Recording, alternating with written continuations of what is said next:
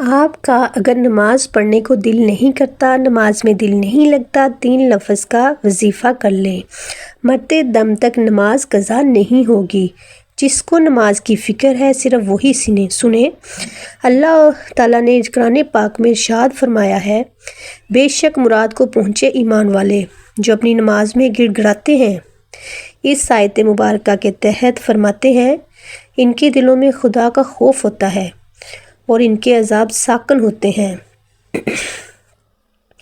بعض مفسرین نے فرمایا کہ نماز میں خشوع یہ ہے کہ اس میں دل لگا ہو اور دنیا سے توجہ ہٹی ہوئی ہو اور نظر جائے نماز سے باہر نہ جائے اور گوشہ چشم آنکھ کے کنارے سے کسی طرف نہ دیکھے اور کوئی خبث کام نہ کرے اور کوئی کپڑا شانوں پر نہ لٹکائے، اس طرح کہ اس کے دونوں کنارے لٹکتے ہوں اور آپس میں ملے نہ ہوں اور انگلیاں نہ چٹکائے اور غلط قسم کی حرکات سے باز رہے۔ بعض نے فرمایا کہ خشوع یہ ہے کہ آسمان کی طرف نظر نہ اٹھائے۔ امیر المومنین حضرت سیدنا ابو بکر صدیق رضی تعالیٰ عنہ سے روایت ہے کہ حضور نبی کریم صلی اللہ علیہ وآلہ وسلم نے ارشاد فرمایا کہ منافقانہ خشوع سے اللہ تعالیٰ کی پناہ مانگو۔ پوچھا گیا یا رسول اللہ صلی اللہ علیہ وآلہ وسلم منافقانہ خشوع کیا ہے؟ ارشاد فرمایا منافقانہ خشوع یہ ہے کہ ظاہراً تو خشوع ہو مگر دل میں خشوع نہ ہو۔ عدم خشوع نہایت ہی مہلک امراض اور عبادات کے ثواب میں کمی کا باعث بنتا ہے۔ شیطان اپنی ذریت کے ساتھ عبادات میں خشوع کو کم کرتا ہے اور پھر آہستہ آہستہ ختم کر دیتا ہے۔ پیارے مسلمان بہن بھائیوں، یوں عبادات برائے نام رہ جاتی ہے۔ عدم خشوع کا پہلا سبب دل کی سختی ہے۔ اس کا علاج یہ ہے کہ بندہ موت کو کثرت سے یاد کرے، زبان اور پیٹ کا قفل منہ کو لگائے اور بلا ضرورت ہنسنے سے پرہیز کرے۔ عدم خشوع کا دوسرا سبب پریشان نظری یعنی بلا ضرورت ادھر ادھر دیکھنا ہے۔ اس کا علاج یہ ہے کہ بندہ آنکھوں کا قفل لگاتے ہوئے اپنی نظریں جھکا کر رکھے، یہ تصور کرے کہ میں بارگاہ الہی میں حاضر ہوں، میرا رب مجھے دیکھ رہا ہے۔ عدم خشوع کا تیسرا سبب ذہن میں فضول خیالات اور بے جا فکرے بھی ہیں۔ اس کا علاج یہ ہے کہ بندہ بارگاہ الہی میں حاضری کے وقت اپنے اندر یکسوئی پیدا کرے اور اس سے نجات کے لیے بارگاہ الہی میں دعا بھی کرے۔ عدم خشوع کا چوتھا سبب بارگاہ الہی میں حاضر ہونے کے آداب کے بارے میں لا علمی ہے۔ اس کا علاج یہ ہے کہ بندہ بارگاہ الہی میں حاضر ہونے کے آداب سیکھے، اپنے نیک لوگوں اور اللہ والوں کی صحبت اختیار کرے جو بارگاہ الہی کے آداب سے واقف ہوں۔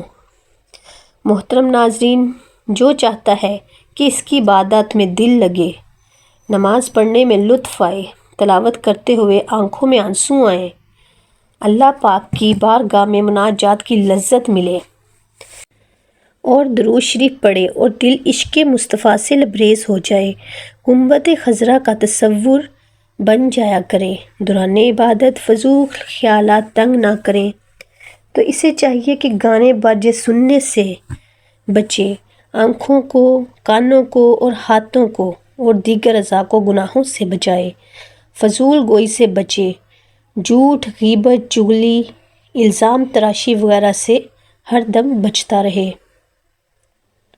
انشاءاللہ الکریم دل نرم ہوگا اور عبادات میں لذت نصیب ہوگی۔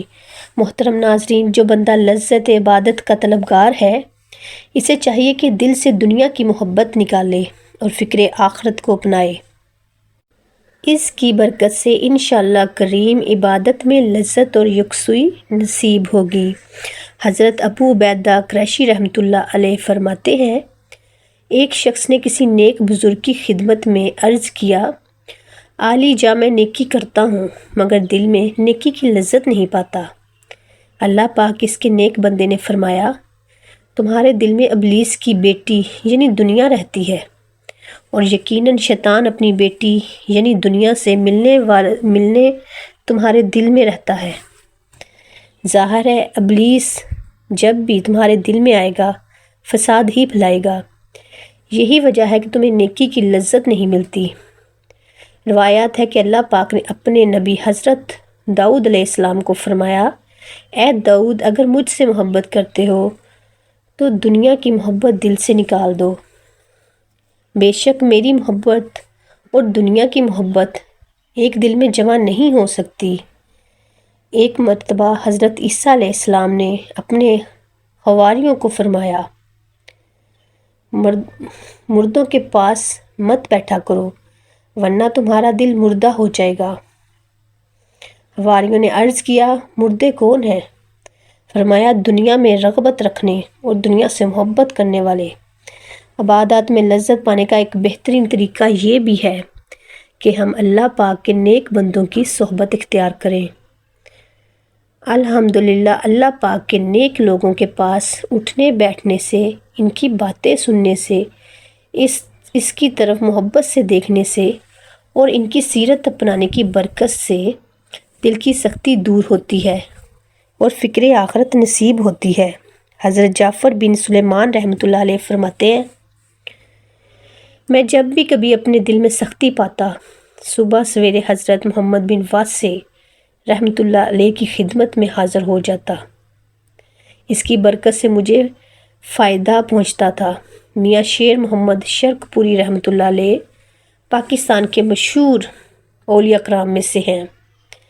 ایک مرتبہ آپ کے ایک مرید نے آپ کی خدمت میں عرض کیا، میرا ایک بیٹا ہے فتح محمد، میں نے اسے بڑے شوق سے حافظ قرآن بنایا مگر وہ نماز نہیں پڑھتا۔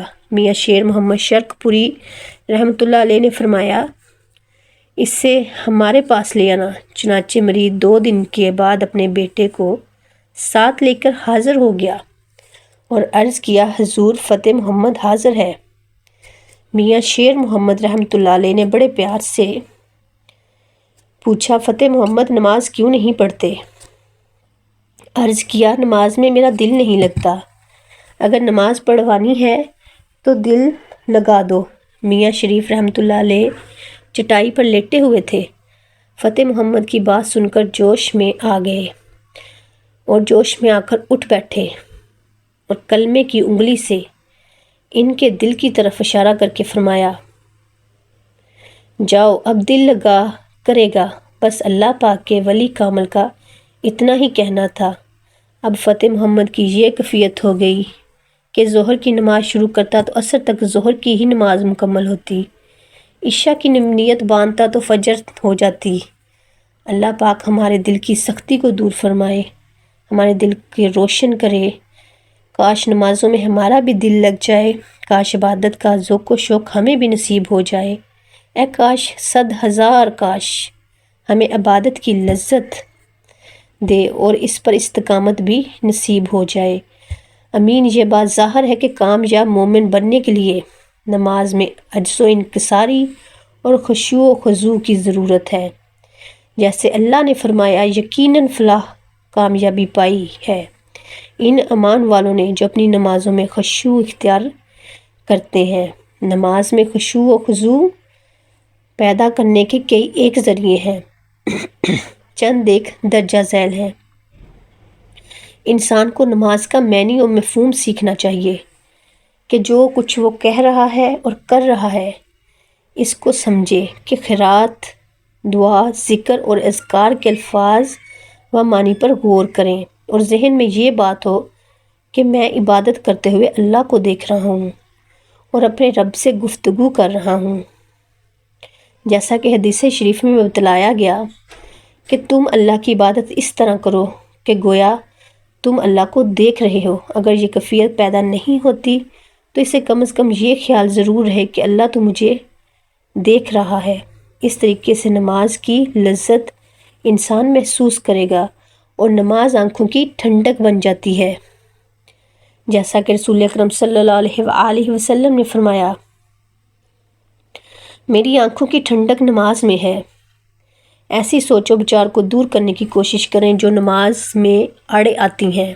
وسوسہ شیطانی کو دفع کرے تاکہ شہوت نفسانی سے دل نکل کر اللہ تعالیٰ کی محبت میں اٹک جائے۔ نمبر 3، نماز پرسکون طریقے سے ادا کرے، جلد بازی سے کام نہ لے۔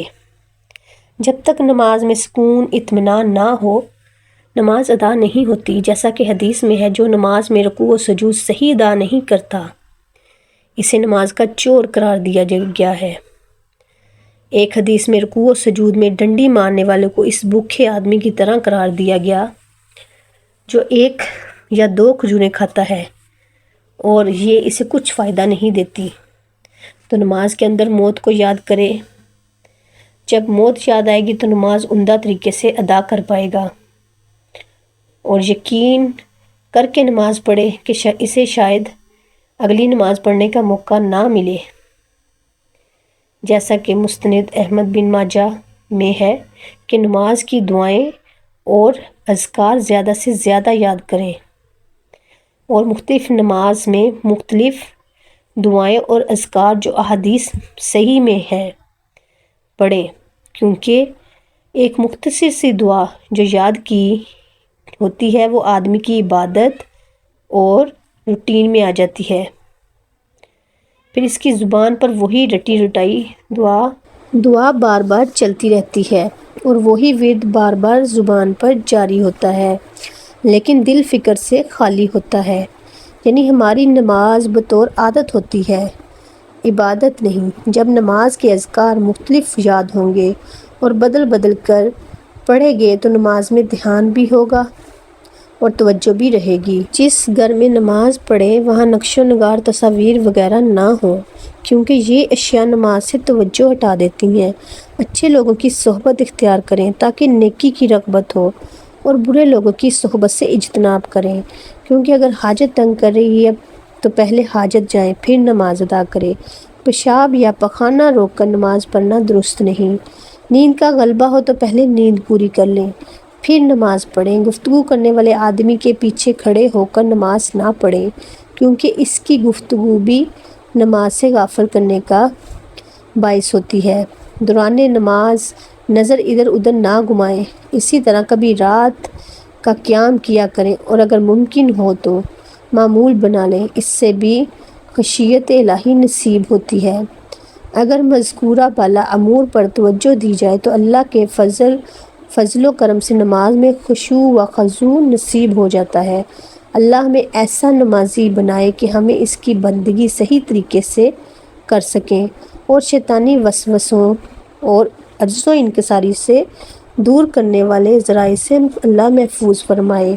آمین۔ محترم ناظرین، نماز کے وقت اللہ نماز ہی کی طرف متوجہ ہوتا ہے۔ اللہ تعالیٰ انسان کو سجدہ کرتے وقت ہی سب سے زیادہ پسند کرتا ہے۔ جب انسان نماز کے لیے تیار ہوتا ہے تو جنت کے دروازے کھول دیے جاتے ہیں، اور نماز کی طرف جتنے قدم بڑھاتا ہے اس کے لیے اتنے گناہ معاف کر دیے جاتے ہیں، اتنے ثواب اس کے حق میں لکھ دیے جاتے ہیں۔ جنگ میں ہو کوئی، چاہے دشمن کی تلوار کے سائے میں یا پھر دشمن کے ڈر سے اپنی جان بچا کر بھاگ رہا ہو، وقت کی نماز کو قضا کی صورت میں ادا کرنا لازم اور فرض ہے۔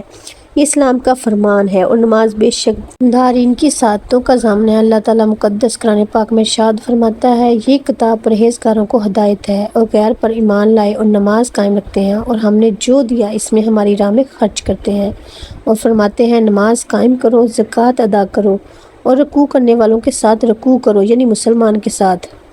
ہماری شریعت میں ہے با جماعت نماز ادا کرو۔ نماز کو ترک کرنا سخت ہولناک چیز ہے، اسے قضا کر کے پڑھنے والوں کے لیے قرآن فرماتا ہے خرابی ہے ان نمازیوں کے لیے جو اپنی نماز سے بے خبر ہیں، وقت گزار کر پڑھنے اٹھتے ہیں۔ نماز کی اہمیت کا اس سے بھی پتہ چلتا ہے کہ اللہ رب العزت نے سب احکام اپنے حبیب صلی اللہ علیہ وآلہ وسلم کو زمین پر بھیجے۔ جب نماز فرض کرنی منظور ہوئی تو حضور اکرم صلی اللہ علیہ وآلہ وسلم کو اپنے عرش عظیم پر بلا کر اسے فرض کیا، اور شب معراج کی رات میں یہ تحفہ دیا، اور فرماتے ہیں کہ بے شک نماز مومنوں پر اپنے مقررہ وقت میں ادا کرنا فرض ہے، اور فرماتے ہیں کہ نماز قائم کرو اور زکوٰۃ دو، اور فرماتے ہیں اپنے رب کی اس وقت تک عبادت کرو جب تک تیری موت نہ آ جائے۔ اس طریقے سے اللہ تبارک و تعالیٰ نے پورے قرآن میں مختلف مقامات پر مختلف طریقوں سے 186 مرتبہ اپنے بندوں کو نماز قائم کرنے کا حکم دیا ہے، کیونکہ نماز تمام برائیوں سے روکتی ہے، جیسا کہ قرآن مقدس میں ذکر ہے۔ بے شک نماز تمام برائیوں اور برے کاموں سے روکتی ہے۔ اللہ تعالیٰ اپنے بندوں کو نماز پر پابندی کرنے کی تلقین اس لیے کر رہا ہے تاکہ اس کے بندے جہالت اور گمراہی کی دلدل میں نہ پھنسیں اور حق کی راہ پر گامزن رہیں، تمام تر اختلافات اور مصیبت سے بچتے رہیں۔ اگر آپ قرآن مقدس کی تلاوت کریں گے تو بے شمار آیات آپ کو ایسی ملیں گی جو نماز کی فرضیت پر دلالت کرتی ہیں، اور آپ جان لوگے کہ بے شک نماز ہر حال میں فرض ہے اور اس سے بچنے کا کوئی چارہ کار نہیں ہے۔ حضرت عقبہ بن عامر رضی اللہ عنہ سے روایت ہے کہ سید المرسلین صلی اللہ علیہ وآلہ وسلم نے ارشاد فرمایا، جو بھی مسلمان اچھے طریقے سے وضو کرتا ہے پھر کھڑے ہو کر اس کی طرح 2 رکعت نماز پڑھتا ہے کہ اپنے دل اور چہرے سے متوجہ ہو کر یہ 2 رکعتیں ادا کرتا ہے تو اس کے لیے جنت واجب ہو جاتی ہے۔ حضرت عبداللہ بن مسعود رضی اللہ عنہ سے روایت ہے کہ حضور پر نور صلی اللہ علیہ وآلہ وسلم نے ارشاد فرمایا، جس نے نماز پر ندامت کی تو قیامت کے دن وہ نماز اس کے لیے نور و برہان اور نجات ہوگی، اور جس نے نماز کی محافظت نہ کی تو اس کے لیے نہ نور ہے، نہ برہان، نہ نجات، اور وہ قیامت کے دن قارون، فارون اور ہارون اور ابی بن خلف کے ساتھ ہوگا۔ حضرت ابو سعید خدری رضی اللہ عنہ سے روایت ہے، حضور اقدس صلی اللہ علیہ وآلہ وسلم نے ارشاد فرمایا، جس نے جان بوجھ کر نماز چھوڑی تو جہنم اس کے دروازے پر اس کا نام لکھ دیا جاتا ہے جس سے وہ داخل ہوگا۔ حضرت انس بن مالک انصاری رضی اللہ عنہ جو کہ حضور نبی کرم صلی اللہ علیہ وآلہ وسلم کے صحابی اور خادم خاص تھے، فرماتے ہیں کہ حضور نبی کریم صلی اللہ علیہ وآلہ وسلم کے مرض وصال میں حضرت ابو بکر رضی اللہ عنہ کو لوگوں کو نماز پڑھاتے تھے، چنانچہ پیر کے روز لوگ صفے بنائے نماز ادا کر رہے تھے کہ اتنے میں حضور صلی اللہ علیہ وآلہ وسلم نے حجرہ مبارک کا پردہ اٹھایا اور کھڑے کھڑے ہمیں دیکھنے لگے۔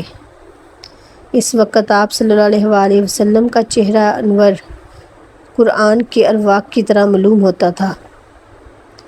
جماعت کو دیکھ کر آپ صلی اللہ علیہ وآلہ وسلم مسکرائے۔ آپ صلی اللہ علیہ وآلہ وسلم کے دیدار پر انوار کی خوشی میں قریب تھا کہ ہم نماز توڑ دیں۔ حضرت ابو بکر صدیق رضی اللہ عنہ کو خیال ہوا کہ شاید آپ صلی اللہ علیہ وآلہ وسلم نماز میں تشریف لا رہے ہیں، اس لیے انہوں نے ایڑیوں کے بل پیچھے ہٹ کر صف میں مل جانا چاہا، لیکن حضور نبی کریم صلی اللہ علیہ وآلہ وسلم نے ہمیں اشارے سے فرمایا کہ تم لوگ نماز پوری کرو۔ پھر آپ صلی اللہ علیہ وآلہ وسلم نے پردہ گرا دیا اور اسی روز آپ صلی اللہ علیہ وآلہ وسلم کا وصال ہو گیا۔ محترم ناظرین، اب چلتے ہیں وظیفے کی جانب۔ اگر نماز میں دل نہیں لگتا، خود روزانہ اس کے 33 بار پڑھ کر پانی پر دم کر کے پی لیں، اور اگر کوئی بچہ ہے، مرد ہے، عورت ہے، اس کو 33 مرتبہ پڑھ کر پانی پہ دم کر کے پلا دیں، انشاءاللہ اللہ اسے نمازی بنا دے گا۔ کھانے پینے پہ دم کر کے انہیں کھلائیں پلائیں، انشاءاللہ نمازی ہو جائیں گی۔ اگر کوئی چاہتا ہے کہ میری نماز جو ہے وہ پر تاثر ہو جائے، پر نور ہو جائے، میں جو دعائیں کروں اللہ تعالیٰ کے ہاں مقبول ہو جائیں، اللہ مقبولیت عطا فرمائے، تو روزانہ 100 مرتبہ یہ دعا کرتے رہا کریں۔ یہ 103 نمبر آیت سورۃ النساء میں ہے۔ فَإِذَا اطْمَأْنَنْتُ فَأَقِیمُوا الصَّلَاۃَ۔ آپ یہ دیکھیے کہ الفاظ کو سمجھ کے پڑھیں گے، اور انشاءاللہ تعالیٰ یہ 2 جملے ہیں، یہ 2 جملے، لیکن اللہ تعالیٰ نے خود فرمایا کہ جب مطمئن ہو جاؤ پھر آ جاؤ میرے آگے، یہ نہیں کہ تھکے ہوئے ہو، نیند میں ہو، بھوک میں ہو۔ نماز اسی حالت میں نہیں پڑھنی، اپنے آپ کو فریش کر کے نماز پڑھیے، پھر اللہ سے مانگیے۔ یہ آپ اللہ سے باتیں کر رہے ہیں، انشاءاللہ اس سے آپ نے جو مانگا ملے گا۔ اور آپ یہ 100 مرتبہ پڑھ کے کتنے دن پڑھیں؟ کم از کم 11 دن پڑھیں، اللہ تعالیٰ کی نماز میں سکون لے کے آئے گا، نماز آپ کے دل لگی آئے گی، خشوع لے کے آئے گا، خضوع لے کے آئے گا۔ آپ اس آیت کو سمجھ لیں۔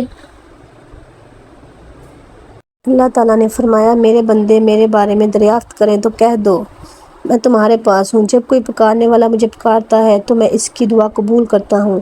تو ان کو چاہیے کہ میرے حکموں کو مانیں اور مجھ پر ایمان لائیں تاکہ نیک راستے پر آئیں۔ قرآن مجید کی سورۃ احراف آیت نمبر 56-55 میں اللہ تعالیٰ ارشاد فرماتے ہیں، لوگ اپنے پروردگار سے عاجزی اور چپکے سے دعائیں مانگا کرو، وہ حد سے بڑھنے والوں کو دوست نہیں رکھتا، اور ملک میں اصلاح کے بعد خرابی نہ کرنا، وہ خدا سے خوف کرتے ہوئے امید رکھ کر دعا مانگتے رہنا۔ کچھ شک نہیں کہ خدا کی رحمت نیکی کرنے والوں سے قریب ہے۔ اللہ کے پیارے نبی حضرت محمد مصطفیٰ صلی اللہ علیہ وآلہ وسلم نے دعا کی عظمت، اس کی برکتیں، دعا کے آداب اور دعا کرنے کے بارے میں واضح ہدایت دی ہے۔ ایسی بے شمار احادیث ہیں جن میں دعا کا ذکر ہے، دعا کی اہمیت، فضیلت کو واضح کیا گیا ہے۔ اور اللہ تعالیٰ سے دعا ہے اللہ تعالیٰ ہمیں ایسی زندگی گزارنے کی توفیق عطا کر جس زندگی سے تو راضی ہو جائے، ایمان پر زندہ رکھ اور ایمان پر ہی موت عطا کر۔ اے اللہ ہم تیرے احکامات کی فرما برداری کرنے والے بنا، اور تیرے پیارے حبیب جناب محمد رسول اکرم صلی اللہ علیہ وآلہ وسلم کے نیک اور پاکیزہ آداب کو اپنانے والا بنا دے۔ اے اللہ ہماری پریشانیوں کو دور کر دے۔ اے اللہ جو بیمار ہیں انہیں شفائے کاملہ عطا فرما دے۔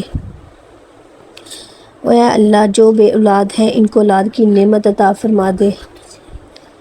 اپنے خزانوں میں سے نیک اور صالحہ اولاد عطا فرما۔